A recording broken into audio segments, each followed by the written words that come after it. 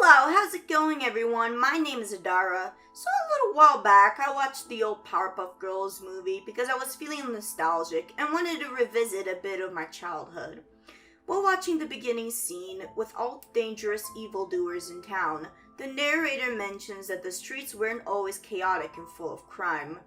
There was a simpler time that also got me thinking about how mutated all the villains in the show are. They are all some kind of monster created with a base of some sort of living being. And then there's Chemical X. Yes, Chemical X. Quite a fascinating, powerful chemical that exists only in this world. As we all know, it's a chemical that enhances the power of something, lets it transform, and gives it power. So here's the question I ponder to you, dear viewer. What exactly is Chemical X? Where does it get its powerful chemical properties from, and how was it made?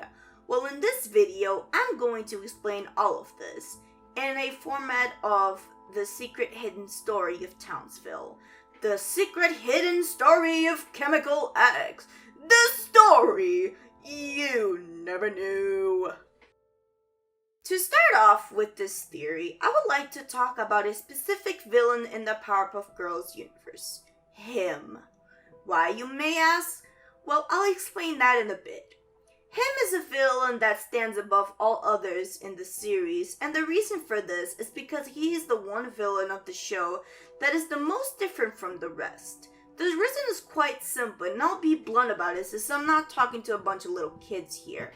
Him is the manifestation of the devil himself in the world of the Powerpuff Girls, or at the very least, a demon from hell. Honestly, to me, he always seemed like an omnipotent being, and only losing battles against the girls if he let them.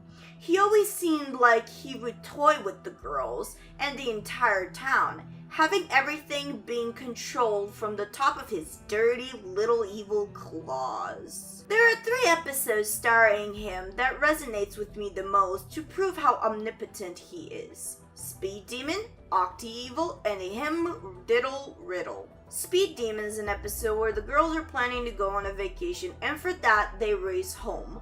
But they end up flying so fast they travel into the future. This future, however, is a chaotic dystopia where Him takes over Townsville completely.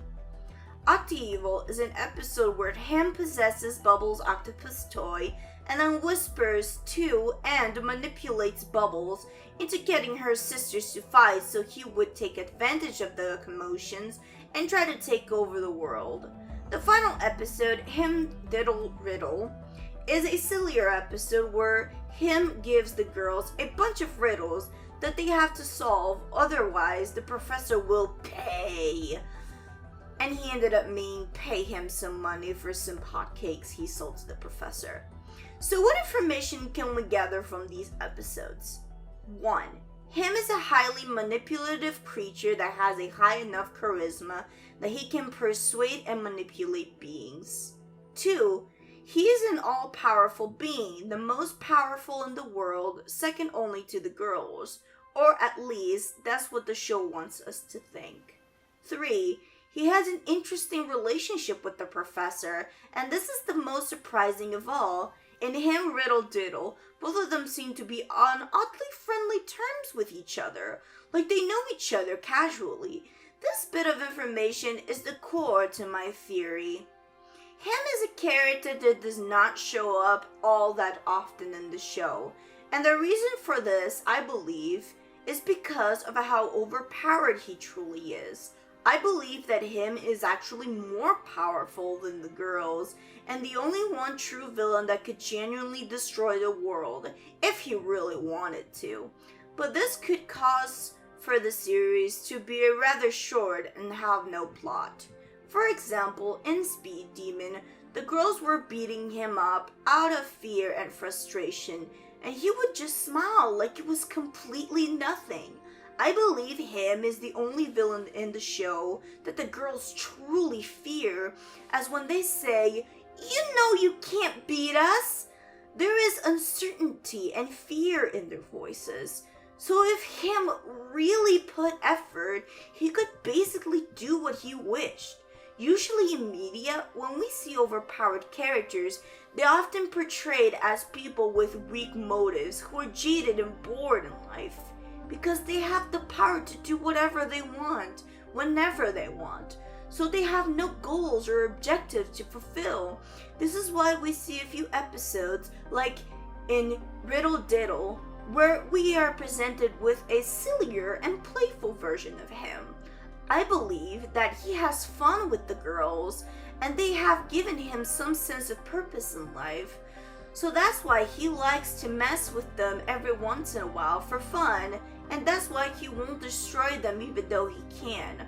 I believe that the girls give him a sense of purpose, kind of like Metro Man gives Megamon an objective and a sense of purpose. But Adara, what the hell does any of this have to do with chemical X? You might be asking yourself right now. Well, chill out, my homie, I got you. I'm getting there. Alright, let me paint you a little story. So we have this omnipotent being who is somehow, for some reason, connected to the city of Townsville. He is jaded and bored of his duty as the devil, and is in the desire for change and chaos in his little world. Inside this gigantic city, we have a professor, an incredible genius / recently graduated college student in the process of creating a chemical that enhances the abilities of living things. Chemical X. Him, of course, one day sees this new scientist in the city of Townsville, so he goes to him in disguise and persuades him by offering him help in creating this chemical X in exchange for a share of the chemical.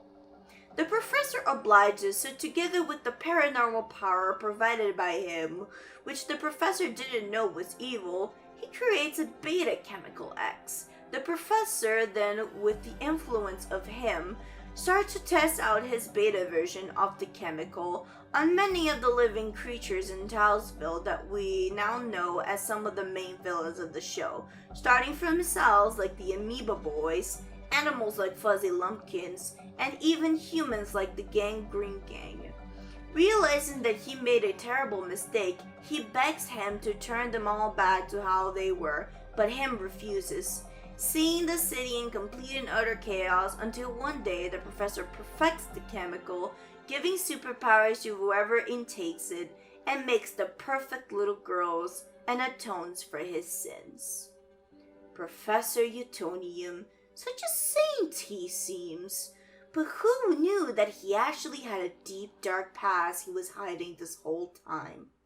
So yeah guys, that's my theory on Chemical X from the Powerpuff Girls. What do you guys think? Is the professor and him responsible for the chaos of the city of Townsville, or are they not involved at all? Do you guys like the reboot of the new Powerpuff Girls? Personally, I really don't like it, but I actually have a soft spot for the anime adaptation Powerpuff Girls Z. I think it was really cute. Anyways, leave me all your thoughts and opinions in the comment section below. Please like and share this video and click the bell to be notified of new uploads. You can also follow me on Twitter, the link is in the description. I hope you have a wonderful day, and remember to stay determined to TFN, guys!